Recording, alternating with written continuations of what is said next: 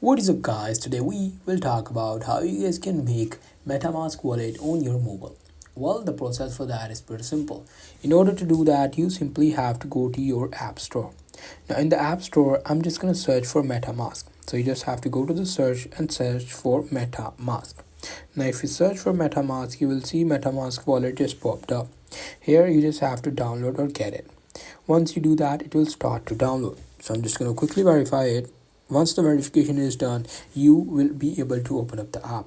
Now once you open up the app, the process is pretty simple and the basic. First of all, you need to set up a password, and then they will give you some sort of like recovery phrase. Just save the recovery phrase, set up the password, and there you go, your account will be ready to use.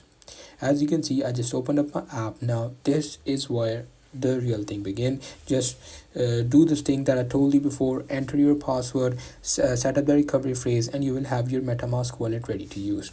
You can do that on the mobile or on the browser extensions as well. So if I search for create new wallet, as I told you before, just do that, agree to the terms, set the password, and there you go. So I just don't want to create a lot of my wallets. I already have enough. So you can do the same, just do it. That's pretty much it. That's how I'll be able to do it. Hope you guys find this video helpful.